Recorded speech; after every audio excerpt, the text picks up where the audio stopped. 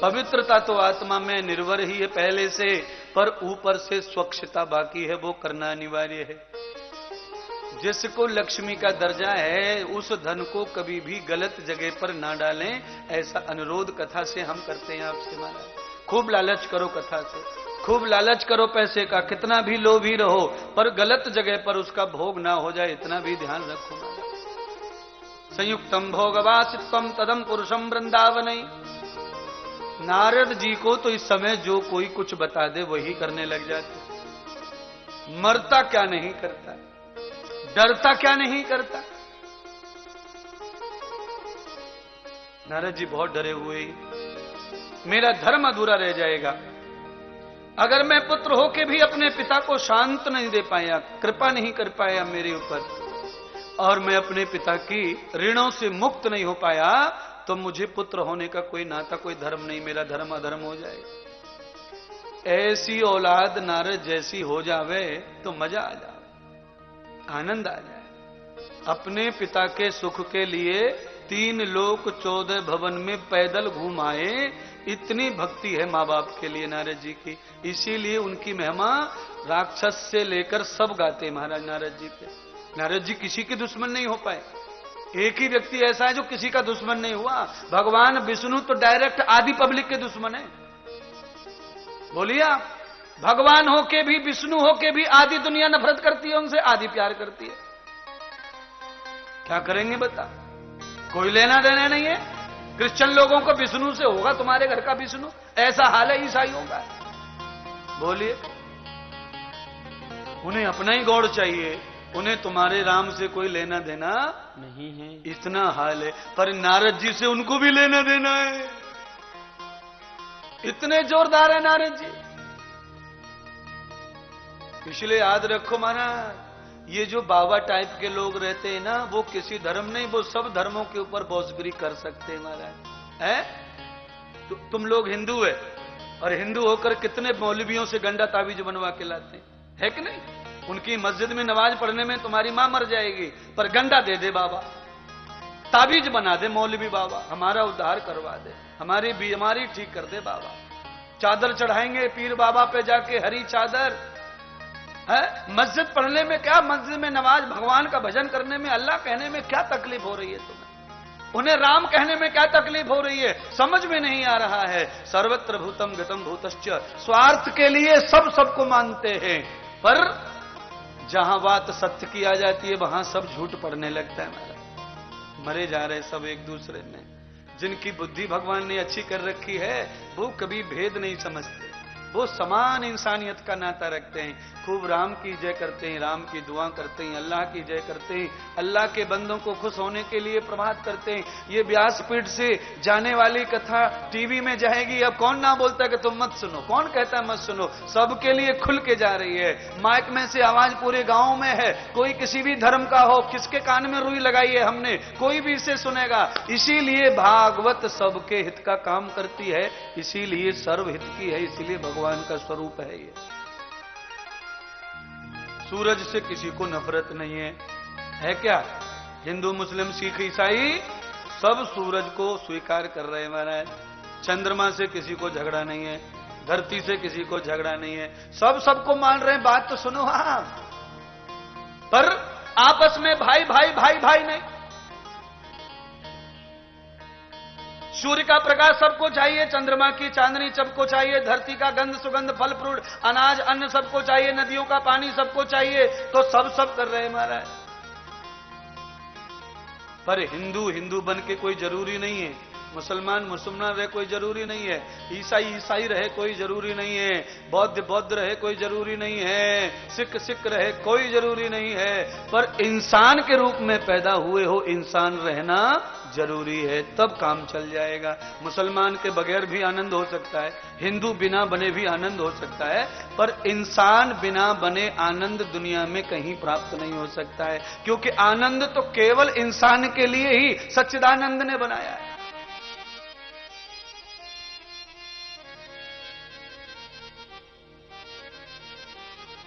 सर्वं गतिभूतश्च नारद जी वृंदावन में चले बाबा की बात पर विश्वास करके।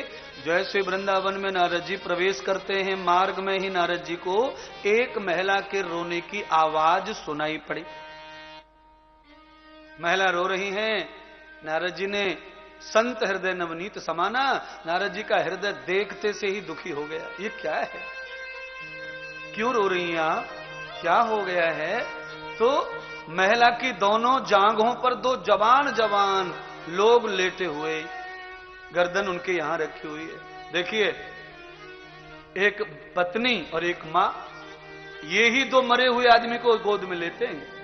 पत्नी गोद में लेकर रोती है और मां, ये दो गोद में लेकर रोती हैं। बहन सीना से लिपट के रोती है मरे हुए आदमी से। ये देख लो और सीख भी लो। रोना नहीं आता तो ऐसे रोना जब मरेगा तब।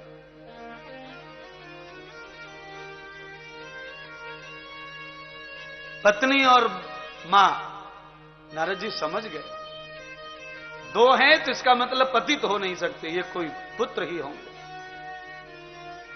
और इस युग में तो आप समझ रहे हैं 99% लोग औलाद से दुखी हैं। जवान होने के बाद बेटा जो हो जाता है, उस बात को लेके मां बाप प्रॉब्लम में आए हुए 99%। कोई 1% कहीं वरदान मिल जाए किसी घर में जो मां बाप का आज्ञाकारी हो, आज्ञाधारक हो, तो भैया ये तो भगवान का फुल कृपा है उस घर पे। कलयुग का हाल ऐसा है महाराज। कलयुग में जवानी के लिए जगह नहीं है और बुढ़ापे के लिए जगह नहीं है। जवानी कलयुग में ठहरती नहीं और बुढ़ापे को कोई स्वीकार करता नहीं। बूढ़ा किसी को नहीं चाहिए कलयुग में। पहले समय में जवान कम थे, बूढ़े लोग ज्यादा रहते थे पहले समय में। आप मेरा विश्वास नहीं करेंगे तो आप अपने बचपन में लौटो। जिनकी उम्र 50-45 साल है वो अपने बचपन में लौटो। उनको ये अनुभव करना है कि आज से 40 साल पहले स्कूल में टीचर की उम्र क्या होती थी, उससे अंदाजा लग जाएगा तुमको।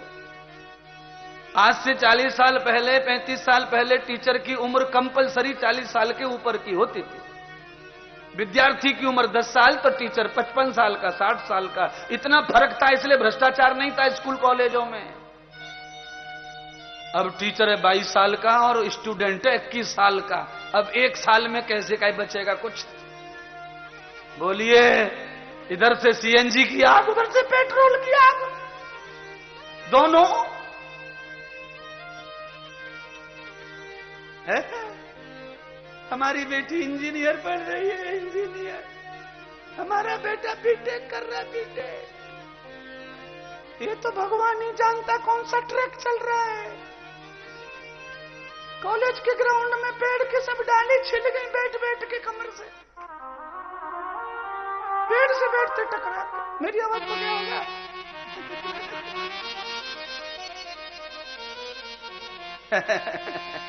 बड़ा मुश्किल है महाराज, क्या करें। लीला करनी पड़ती है कभी कभी, आपके टेंशन को दूर करना है। वर्तमान को याद करवाया, देखो कैसे दिल खुश हो गए। चेहरे देखो, फोटो खींचने के लिए जरूरत नहीं है कैमरे वाले को बोलने की कि स्माइल करो, कि हंसो हंसो ना। इसको कहते हैं भागवत का और महात्मा का प्रभाव। जब महात्मा सच्चा हो, भागवत की वाणी ब्रह्म ज्ञानी प्रभावशाली हो, तो 2 घंटे में पाप लापता हो जाता है। तब बुद्धि में प्रसन्नता, आनंद आता, खुशी आती है। अच्छा, जब हम और तुम साथ आए थे कथा में 12 बजे, तो मुंह पे कैसे 12 बज रहे थे तुम्हारे? अब डायरेक्ट 2:45 कैसे बज गए देख लो। क्या चेहरा था और क्या हो गया। बैठे बैठे भूखे प्यासे भी खुशी, और घर में खा पी के भी मरे जा रहे रो रो के टेंशन। इसीलिए जो सुन रहे महाराज को आज, वो जरूर इस बात का फैसला कर लेना कि घर में सुख है कि पांडाल में सुख है। जितनी देर महाराज के सामने हो उतनी देर तो तुम्हें दुख छूने वाला नहीं है। और बाद में आप जानो, आपका कर्म जाने, घर पे तुम ही समझो। किसी की पत्नी ऐसी है तो पति ऐसा है, किसी का पति ऐसा है तो पत्नी ऐसी है। शांति है ही नहीं। पति सुनने वाला है तो पत्नी सुनाने से बाज नहीं आती, वो हर बात पे सुनाती है। और पत्नी सुनने वाली है तो पति भी कम नहीं बनता राजा दशरथ से, फिर वो चक्रवर्ती सम्राट हो जाता बीवी के लिए। बड़ा कठिन है। पर 4 दिन की चांदनी और फिर अंधेरी रात है। ये सारे थक जाएंगे एक दिन। पत्नी पत्नी जैसी नहीं रहेगी और पति पति जैसा नहीं रहेगा। वो दादी जैसी हो जाएगी और पति दादा जैसा हो जाएगा। और समझ लो फिर आप क्या है, फिर कुछ नहीं है। फिर क्या है आप समझ लो, फिर एक ही चीज बचती है कि काम होता नहीं और राम लेता नहीं। इसीलिए फटी सी गुदड़ी टूटी सी खटिया परमानेंट में हो जाती है दादी, वही उसके हिस्से में है। और घर में से कोई उसे सुख हाथ नहीं लगाने देता। बन जाए रूखी सूखी खा ले और पड़ी रहे चुपचाप। बन जाए रूखी सूखी खा ले बाबा, चुपचाप बैठे रहे दरवाजे पे, बोलना नहीं, आते जाते टोकता रहता है। ये है बुढ़ों का अपमान। बेटा कहां से आए यहाँ? बेटा का, अरे बाप का बाप है दादा, उसे पूछने का पूरा हक है, उसका ही घर है ये। वो खेती भी उसी की है जिसकी तू चावल खा रहा है, ये तेरा नहीं है। और वो पूछे तो चुप चुप।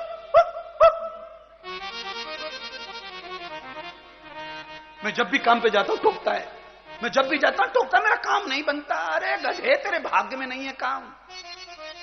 बाप दादा के आशीर्वाद से ही तो काम बनता है। तू पैर छूता तो काहे को काम रुकता? तू तो गाली दे के आया है। दादाजी अब मुझे आशीर्वाद दे दो, आज मेरा काम बन जाए, मैं फॉर्म लेके जा रहा हूं नौकरी के लिए, आशीर्वाद दे दो।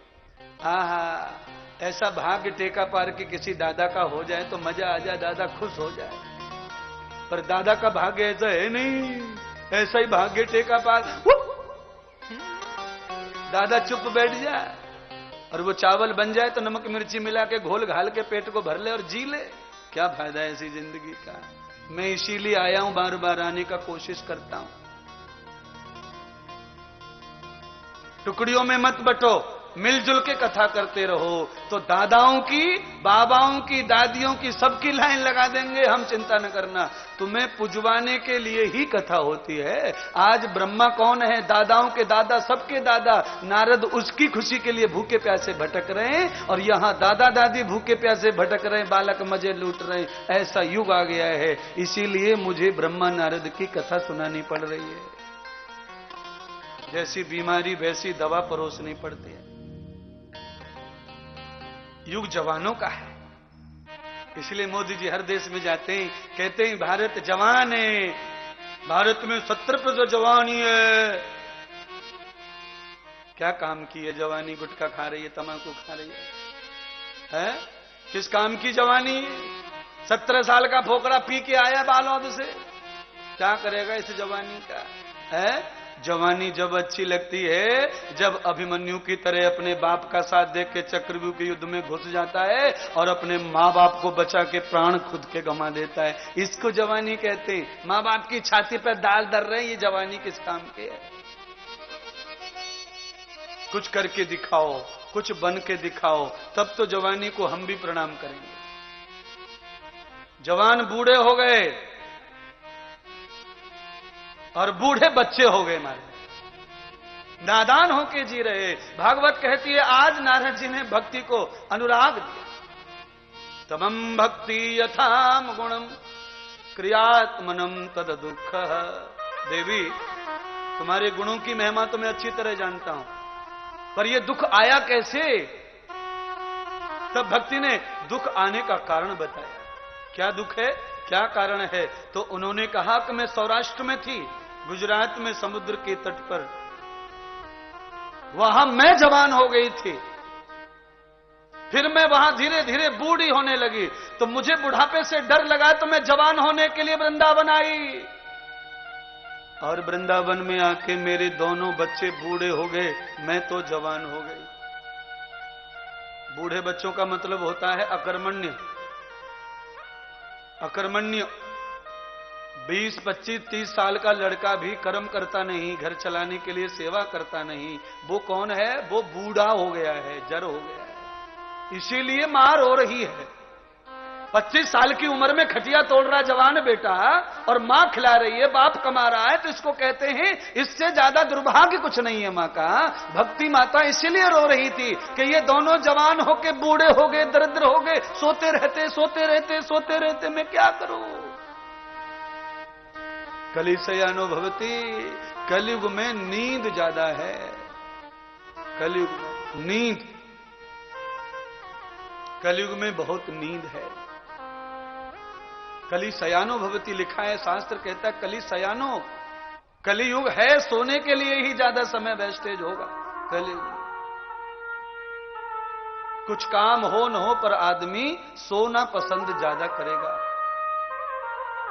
शरीर को रिपेयर करना अच्छी बात है, महीनों परिश्रम कर रहे, महीनों सोए नहीं है, तो आप खूब सो, रात भर सो, दिन भर सो, आपके शरीर में संतुलित वातावरण हो जाए, फिर तो वर्किंग करो, तब मेहनत करो, तब करो, जब करो, काम करो, कमाओ। सोते रहते सोते रहते बीमार पड़ रहे, अस्वस्थ हो रहे। सद्गुरु भगवान श्री सौनक आदि ऋषि, भगवान नारद जी, मैत्री जी सब कथा का प्रचार कर रहे हैं। नारद जी ने मैत्री जी को कहा, देखो ऋषि, वृंदावन में मैं अपने सुख के लिए गया था, पर मैंने जो परिस्थिति देखी, मेरा सुख भूलकर मैंने उनके दुख को गले लगा लिया। अनृतम सेवा गति अंतम दुख संत। संत किसको कहते हैं? संत उसे कहते हैं कि वो अपने भगत के दुख का अंत कर दे, वही संत। जिसने दुख नहीं मेटा वो संत कमजोर है। तंत्वा समीर भिरन घिरो घृतेन वर्धयामसि। दूसरी बार ये मंत्र मैंने बोला, फिर से भक्ति बढ़ाओ, शक्ति बढ़ाओ, भावनाएं बढ़ाओ, श्रद्धा बढ़ाओ, दिव्यता बढ़ाओ। सद्गुरुदेव कहते हैं, राजन, माता गार्गी, मैं लौट आया वृंदावन से उसी पैर से भक्ति के कल्याण के लिए। ज्ञान और विवेक को मैं जीवित कर दूंगा, तो मैं प्रसन्न कर दूंगा, ये मेरा वायदा रहा। ऐसा नारद जी ने कहा और लौट आए। ब्रह्मा का काम अधूरा है, भक्ति का काम और ले लिया, ज्ञान विवेक का काम ले लिया। दुनिया भर की सेवा करने की जिम्मेदारी रहती है संत की। संत का यही धर्म है, चाहे खुद कितने भी कष्ट में रहे, तकलीफ में रहे, थका रहे, पर समाज की सेवा कभी भी नहीं रुकनी चाहिए। समाज की सेवा करते रहो। संत का धर्म ही वही है।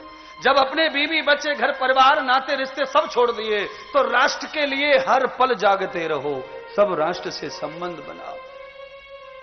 इतना कठिन है संत बनना, इसीलिए तो कोई संत बनने के लिए तैयार नहीं होता है। कलेक्टर बनने के लिए करोड़ों लोग कंपटीशन में लगे, ट्यूशन कर रहे हैं, आईएएस बनने के लिए, आईपीएस बनने के लिए, वकील बनने के लिए, पर संत बनने के लिए कोई मूर्ख पढ़ने क्यों नहीं जाता? मैं तो ये बड़ा सोच रहा हूं। संत बनने के स्कूल हैं, गुरुकुल हैं, थोड़ा वहां भी एक आध जाए। कलेक्टर बन के कल्याण नहीं कर लिया किसी ने, वकील बनकर, आईएएस बन के, आईपीएस बन के बेईमानी करके तिजोरियां भर ली होंगी, पर कल्याण कभी नहीं कर पाया होगा। पर संत बन के कल्याण ही कल्याण है, जगत का, अपना, जीव का, प्राणियों का। कितने सारे कलेक्टर दंडवत लगाते महाराज, कितने सारे कलेक्टर प्रणाम करेंगे आप जब संत बन जाएंगे। नारद जी संत हैं, इसीलिए नारद जी लौट आए। तत्वायामि ब्राह्मणम मूलस्तदा पदै पदै विहारतम यसारूपम गंगा वेणी प्रगतः। नारद जी ने निश्चय कर लिया, आज अगर मैं उस अबला भक्ति का साथ नहीं दे पाया, उसके बच्चों को मैं चेतन नहीं कर पाया, तो मैं सीधा वज्र का आश्रम चले जाऊंगा हिमालय, फिर लौटकर कभी संसार में नहीं आऊंगा। मेरा संदेश है संत महात्माओं को। ये कथा यही सिखा रही है कि जो संत महात्मा समाज की सेवा करने में असमर्थ हैं, वो हिमालय में रहें। उन्हें समाज में आश्रम बना के रहने की जरूरत नहीं है। उन्हें रायपुर, छत्तीसगढ़, दुर्ग, भिलाई, टेकापार, बालोद, इसमें कुटिया बनाने की जरूरत नहीं। हिमालय जाओ। नारद जी ऐसा व्रत ले रहे हैं। अगर मैं सेवा करने में असमर्थ हो गया और मैं दुख दूर नहीं कर पाया, मैंने जो वचन दिया है राष्ट्र का मैं वो पूरा नहीं करता हूं, तो मुझे अधिकार नहीं है संसार में किसी की दक्षिणा लेने का, भोजन लेने का। मुझे हिमालय जाना होगा। ईमानदार संतों का यही रहता है, वो पहले से ही सब डाटा लिख लेते, मैं ये नहीं करूंगा तो मैं ये करके चला जाऊंगा, मुझसे जब ये नहीं होगा तो मैं ये करके चला जाऊंगा। सब डाटा पहले लिख देते महाराज। और पाखंडियों का तो आप जानते ही, उनको कोई नहीं, वो तो बेशर्म है। गाली दे लो आप, जो चाहे सो कर लो, पर वो छोड़ेंगे नहीं पाखंड को, बकवास को। हानि हो रही है संत से, लाभ भी हो रहा है संत से। हानि हो रही है ज्ञान से, हानि हो रही है ज्ञान की भावना में फंसे हुए इस पाखंड से।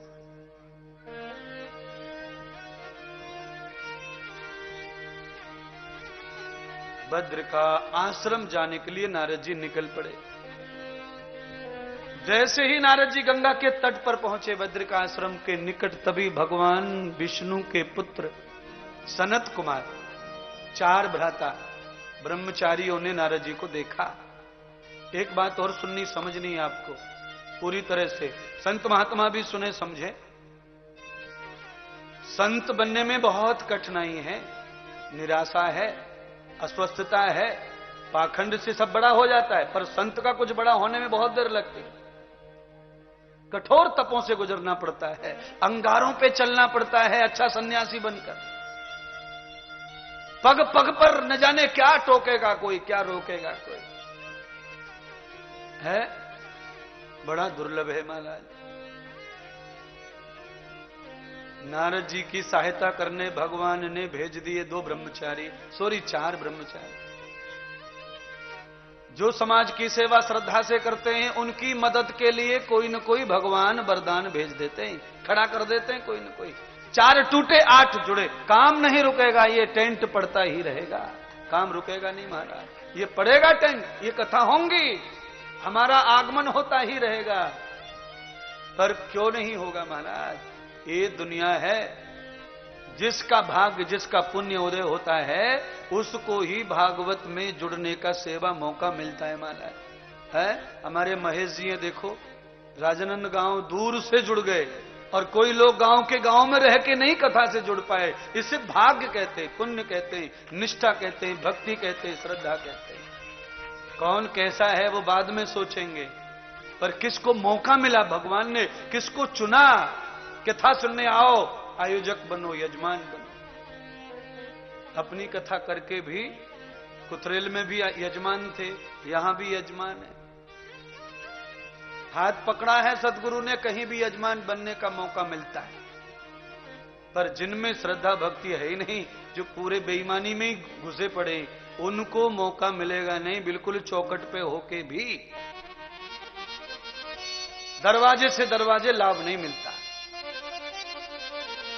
हम कितनों को देख चुके, हमारी कथा करने वाले जो आयोजक रहते हैं ना, उनके भाई लोग कथा में नहीं आते। भाई वो रोते रहते 7 दिन, मेरा बड़ा भाई नहीं आ रहा, बड़ा भाई नहीं आ रहा, बड़ा हमने कहा तूने बुलाया नहीं, महाराज 5 बार जा चुके पत्र का, पर वो नाराज है, अब कथा में भी नहीं आ रहा है। अब देखो आप, इसको कहते हैं भगवान जिसका पकड़ेगा हाथ वही सुनेगा कथा।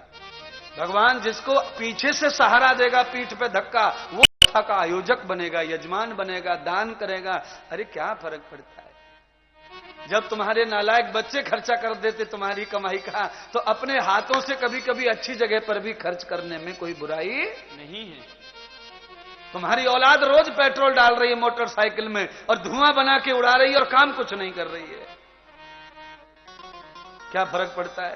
पेट्रोल में 10 दिन भी 1000 रुपए चलते नहीं है। कैसे चलेंगे?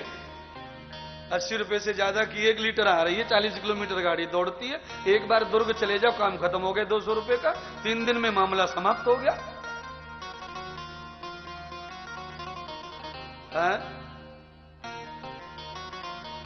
बहुत मेहनत, बहुत परिश्रम।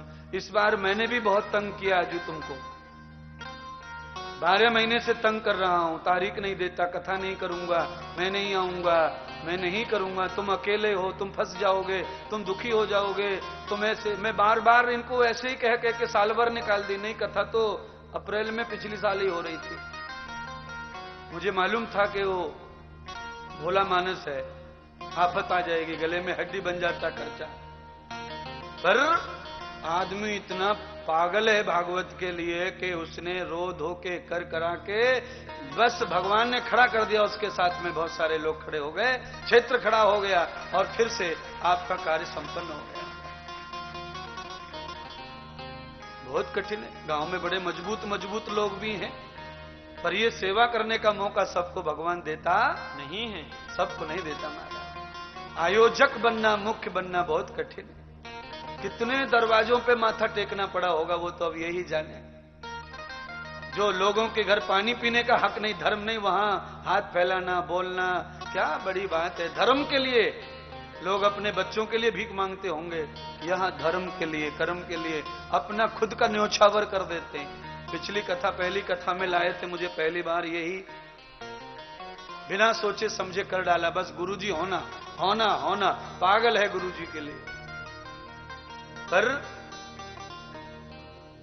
हमें पागल ही रहने दो, पागल ही अच्छे हैं, ऐसा है वो। अद्भुत काम करता है पागलपन से। बड़े बड़े ज्ञानियों को बुला के कथा सुनवा देता है ये पागल, इसलिए महान है महाराज।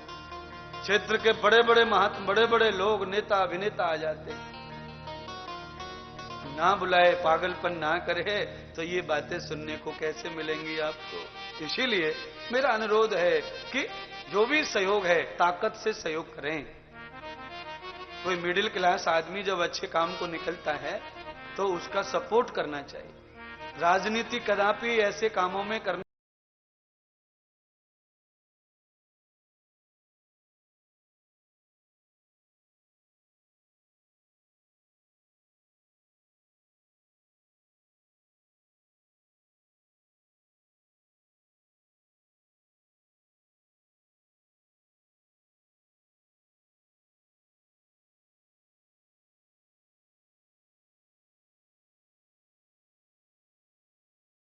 और भैया क्षेत्र में किसी का किसी से छुपता नहीं है। ये गांव है, शहर नहीं है।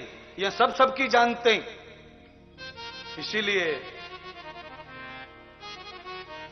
यस्य धर्मम प्रपन्न भूतम भूतम धर्म सिद्धि, धर्म से ही सिद्धि प्राप्त होती है मानव जीवन की।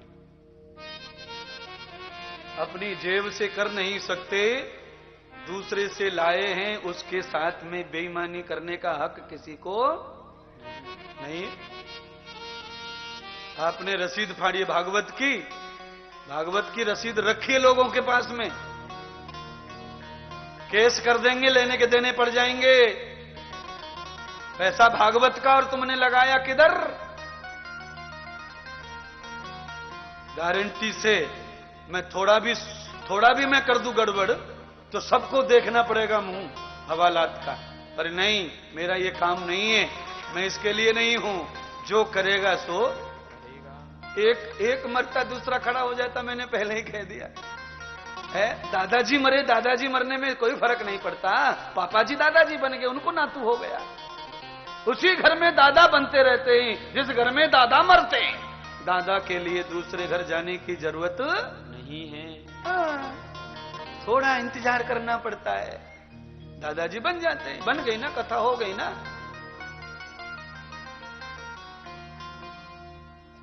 संयुक्तम भाव दर्शनम प्रिया योगम समागते। दूसरे के मदद के लिए, दूसरे के कल्याण के लिए, दूसरे के हित के लिए नारद जी ने खाना पीना सोना जगना सब छोड़ दिया। क्या लेना देना है ऐसी भक्ति मक्तियों से? हम दुनिया में जाते हैं, हमें कोई दुखी मिले तो हम क्या करें उसके लिए? है? हम तो भाई साहब गाड़ी भी रोकने को तैयार नहीं है। एक्सीडेंट रोड पे देखें तो बगल से निकाल के ले जाते। ऐसे हैं हम। एक दिन तुम्हारे साथ में भी ऐसा ही होगा। तुम पड़े होंगे मोटरसाइकिल ऊपर, तुम नीचे, और तुम चिल्ला रहे होंगे, लोग देखेंगे पर उठाएंगे नहीं। दूसरों की उंगली पे मरहम लगाना सीख ले, तब लोग तेरी गर्दन पे मरहम लगाएंगे। महाराज तुम थोड़ा करो, दूसरे ज्यादा भी करते संसार में। आज मेरे प्रभु ने, सदगुरु ने भागवत का आनंद दिया। तब सनत कुमारों ने नारद जी को प्रार्थना की, नारद जी आज आपको हमारे घर सेवा लेनी पड़ेगी, आज हम तुम्हें जाने नहीं देंगे, आपको हमारे आश्रम रुकना पड़ेगा, हमें आपके चरण सेवा करनी है और आज हमारे घर का भोजन करना है। नारद जी ने कहा मेरा पानी, भोजन, नहाना सब छूटा हुआ है, मैं बहुत टेंशन में हूं। हे सनत कुमारो, तुम तो विष्णु पुत्र है, मेरी रक्षा करो। जब तक मेरी कामना पूरी नहीं, मेरे से काम जब तक पूरा नहीं हो जाएगा, मेरा खाना, मेरा पीना, मेरा सोना, यह सारा मेरे लिए पाप है। रात और दिन जिसके लिए एक हो जाए, उसका काम कभी भी झूठा पड़ सकता नहीं। परिश्रम परमार्थ ऐसा होता है। सनत कुमारों ने नारद जी से कहा तुम्हारे जो भी दुख हैं, जो भी क्लेश हैं, सब हम दूर कर देंगे, पर आप हमारे घर आने की कृपा करो, हमें सेवा दीजिए। ऐसे भगत, ऐसे यजमान होते थे पहले। महाराज आपकी जो भी तकलीफें हम दूर करेंगे, पर आपके चरण हमारे घर लगाओ, आपकी जो भी कामनाएं महाराज हम पूरी करेंगे। पहले महाराजों की कामना पूरी होती थी, अब यजमानों की इच्छा पूरी करनी पड़ती है, उल्टा हो गया है। कोई बात नहीं है, जो महाराज सत्य है वो यजमान की इच्छा पूरी करेगा, क्योंकि महाराज कोई नहीं होता पूरी इच्छा करने वाला, यजमान का स्वयं का कर्म होता है जो उसकी इच्छा पूरी करवा देता है। महाराज का तो खाली सपोर्ट है।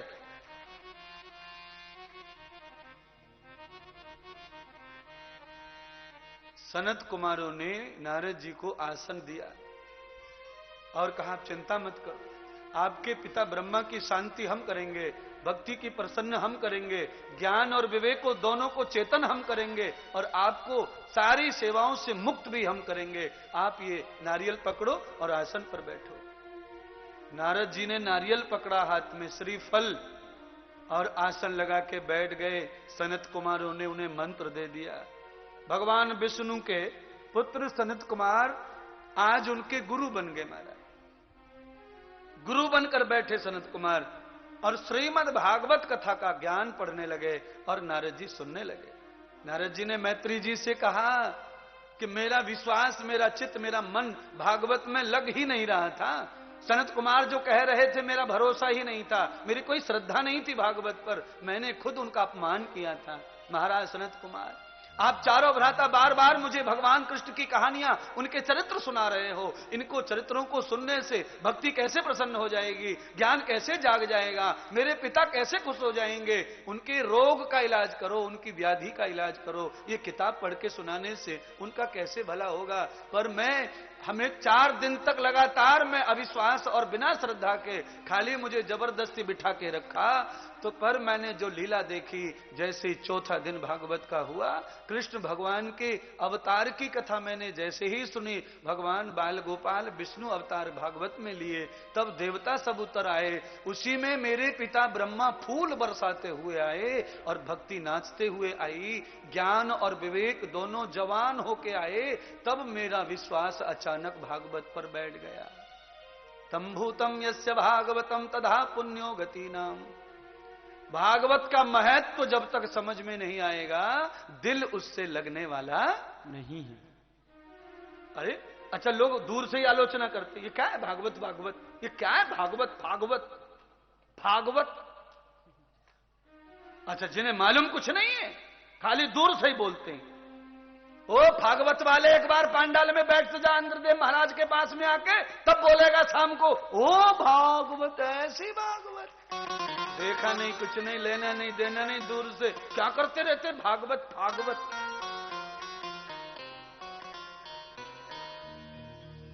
न जानता है, न मानता है, न सुनता है, न समझता है, दूर से ही आलोचना, लेना न देना। कान हल्के ना, कैसे कान हल्के, हल्के कान का है,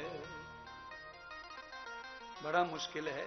इसीलिए पूरे छत्तीसगढ़ के भक्तों से अनुरोध है, कान बिल्कुल हाथी जैसे भारी होने चाहिए, माथा भी हाथी जैसा, आंखें भी हाथी जैसी, हाथ पैर भी हाथी जैसे ही होने चाहिए, डगमग नहीं होने चाहिए। कोई कुछ कुछ कुछ कुछ कुछ कुछ करे और तुम घबरा जाए, पसीना छोड़ जाए, गिर पड़े झम्मर चक्कर काट के, ऐसा नहीं, हिम्मत वाला।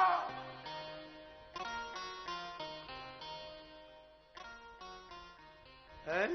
हाथी के कान मजबूत होते, इसलिए छोचड़ी बातों को हाथी सुनता ही नहीं है। छोचड़ी बातें कौन? एक पीला कुत्ता, एक लाल कुत्ता, एक लाल पीला, एक सफेद धोरा, एक पीला काला, 5-6 कुत्ते भौं भौं भौं भौं भौं भौं। जब तक टेका पार में से हाथी निकल के गया नहीं तब तक वो भौंकते ही रहे। हाथी बोलता है मेरे कान इतने मजबूत हैं कि मुझ पे तुम्हारी थोथड़ी आवाज का प्रभाव पड़ता नहीं है। आपको भी ऐसा ही सिखा रहा हूं, कान कैसे होना मजबूत। गुड्डी ने आके लक्ष्मी को कहा, सुना तुम्हें कुछ पता है तुम्हारी देवठानी क्या कह रही थी? गुड्डी के कान हल्के, बोलना बोलना बोलना। हल्के कान की जिठानी है, लेना न देना बीच वाली ने ऐसे ही सुलगा दिया घर को। हल्के कान है, आप समझ लो ये जिठानी की बात तुम्हारे पास लाई है फ्री में बिना पैसे के, तो समझ लेना देवरानी तेरी बात भी फ्री पार्सल होगी जिठानी के बाद। यहां की वहां, वहां की वहां अदला बदली करके तेरे घर में ये शांति छिनाने आई है। ये मंथरा है। कौन है ये मंथरा? कई ने बहुत देर लड़ाई की मंथरा से, पर कई हल्के कान की पड़ गई, इसीलिए राम को वनवास दे दिया। राम का मतलब है आनंद चले गए घर से, और जिनको घर में आनंद रखना है वो मंथरा की कुड़ुक कुड़ुक से बचो। जय राम जय राम जय जय राम, श्री राम जय राम जय जय राम, श्री राम जय राम जय जय राम।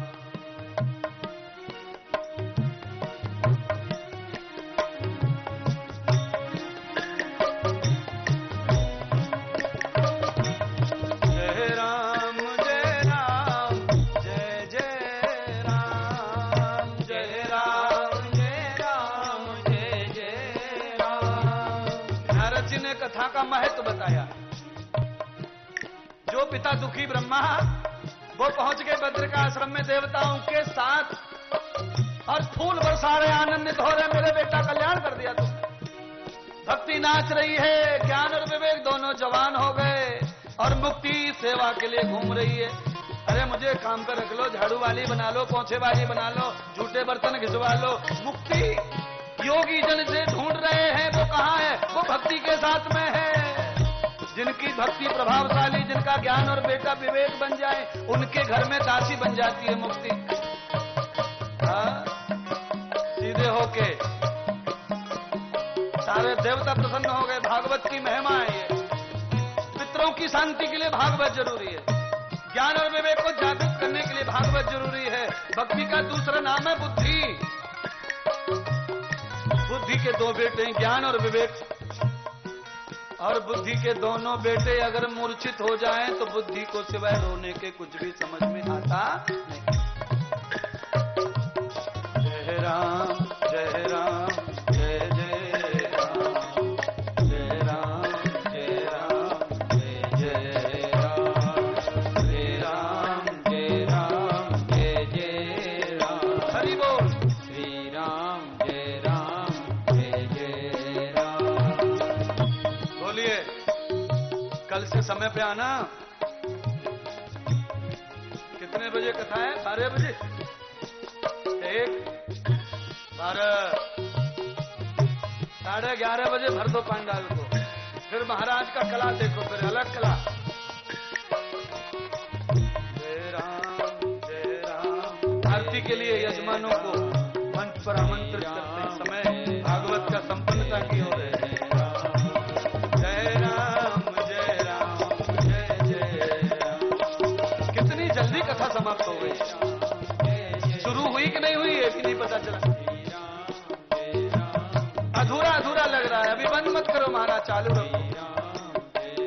और समय का बंधन है, बंद करना ही। कल जुड़ेंगे आपके साथ में ठीक 12 बजे,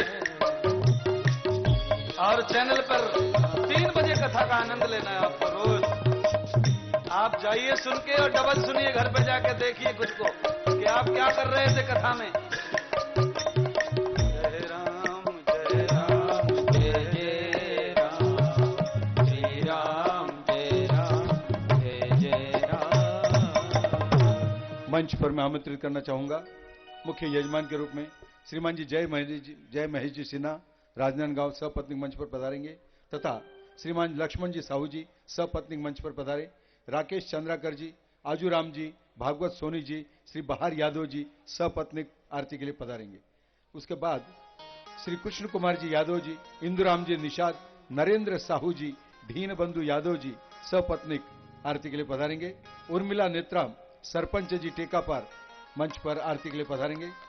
लीलाधर जी साहू, गोविंद उर्वशा, संतोष जी चौधरी, सौ प्रतिभा चौधरी, धर्मेंद्र जी बंजारे, दमयंती जी उइके, अरुण कुमार जी उइके, शैलेंद्र कुमार जी साहू, हेमलता साहू कृपया आरती के लिए पधारने का कष्ट करें। आइए आरती के लिए सभी से निवेदन है, खड़े हो जाइए।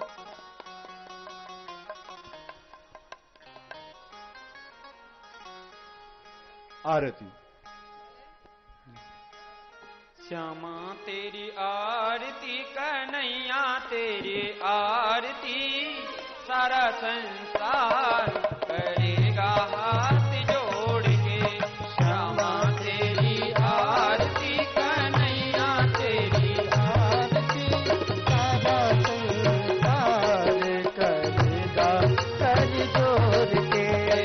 सिर पर सोहना मुकुट विराजे, सिर पर सोहना मुकुट विराजे, गल में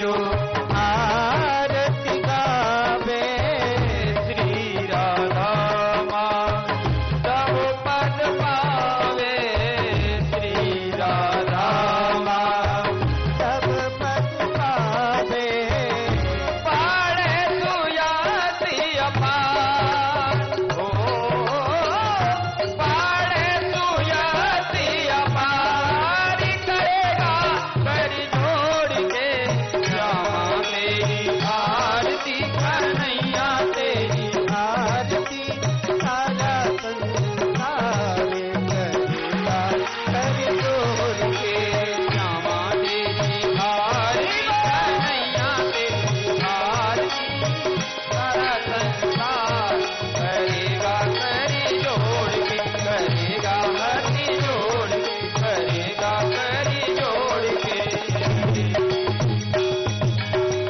कर्पूर गौरम करुणावतारम संसार सारम भुजगेन्द्रहारम सदा वसंतम हृदयारविंदे भवम भवानी सहितं नमामि त्वमेव माता चक्ता त्वमेव बंधु चस्का त्वमेव विद्या द्रविणम त्वमेव सर्वं मम देव देव सर्वे भवन्तु सुखिनः सर्वे सन्तु निरामया सर्वे भद्राणि पश्यन्तु मा कश्चित् दुःखभाग् भवेत् सर्वमंगल मांगल्ये शिवे सर्वार्थ साधके शरण्ये त्र्यंबके गौरी नारायणी नमोस्तुते नारायणी नमोस्तुते नारायणी नमोस्तुते ओम शांति शांति शांति।